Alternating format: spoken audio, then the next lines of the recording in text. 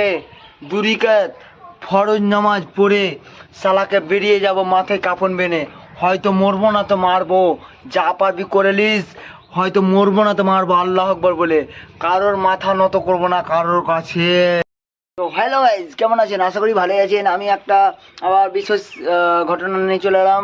তো আমার ভিডিওটা সম্পূর্ণ দেখবে, আর ঘটনাটা কি বলছি সম্পূর্ণ দেখবে। আমি তো কুরবানি, এই কুরবানি নিয়ে আমি কিছু বলতে চাই। আজকে আবার কুরবানি নিয়ে আবার চলে এলাম আমি, তার জন্য ভিডিওটা সম্পূর্ণ দেখবে। কি বলছি, এই কুরবানি বিজেপি সরকার আসতে না আসতেই 1 মাস হয়নি, দেশের কি হাল করেছে। এই কুরবানি বন্ধ করে দিয়েছে, এই করে দিয়েছে, কিন্তু কেউ ভয় খাবে না। আমরা মুসলিমের ছেলে, আমরা মুসলিমের ছেলে, আমরা গরু খাওয়া ছেড়ে দেবো, কোনো টেনশন নাই আমাদের।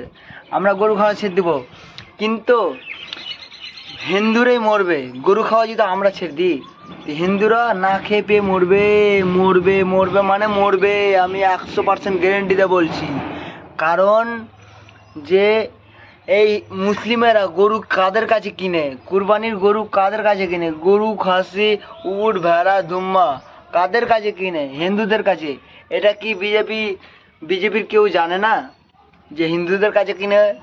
তাই জন্য বলছি, মুসলিমেদের জ্ঞানে বাস দিতে এসে হিন্দুরাই নিজে জ্ঞানে বাস দিয়ে চলে গেল।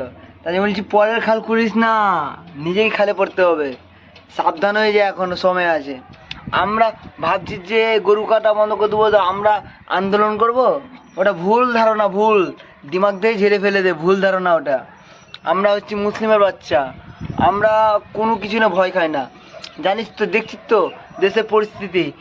মুসলিমেরা চুপ আছে বলে হালকাতে নিস না মুসলিমেরাকে।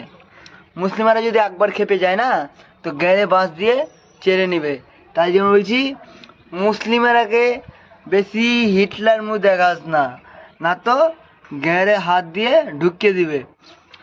এই তোকে বলছি, শুন, তোকে বলছি, মুসলিমদের সাথে বেশি পাঙ্গালিতে আসিস না। কারণ যে এই কুরবানি নিয়ে, কুরবানি বন্ধ করবি তো করে দে।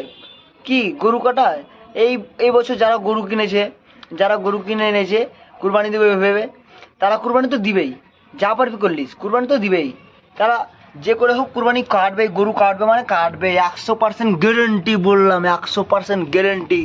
গরু কাটবে মানে কাটবে। আর যে গরুর পাশে আসবে, জানিস তো সব পাশা থাকবে। বিসমিল্লাহ বলে শুরু করব, আলহামদুলিল্লাহ বলে শেষ করব, খালাস করব, খালাস। আর যখন বেশি মুসলিমেদেরকে ধৈর্য বাঁধ ভেঙে যাবে না, তো সালা মাথা নত করবো না মানে করবো না। যে বেটা আসবি আয়, মাথা নত করবো না, করবো না মানে করবো না।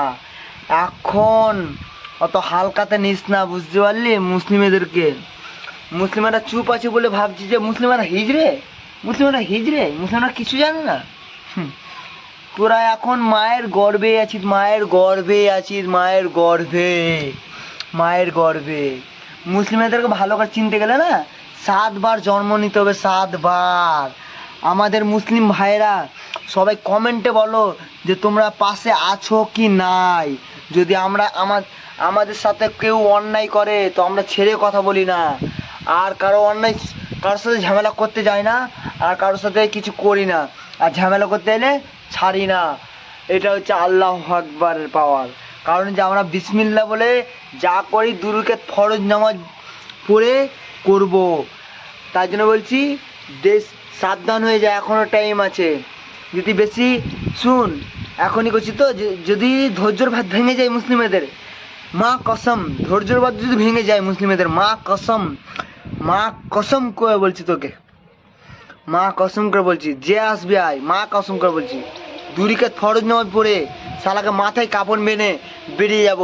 হয়তো মরবো না তো মারবো। তাই জন্য বলছি, সব মুসলিম ভাইয়েরা আল্লাহু আকবার বলে এই আমারই কমেন্ট করো। আর যদি আমার ভালো লাগে আমার কথাগুলো, তো একটা সাবস্ক্রাইব করে দেবে।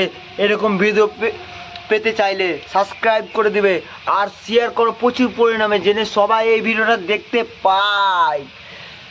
খালাস করে দেবো, খালাস।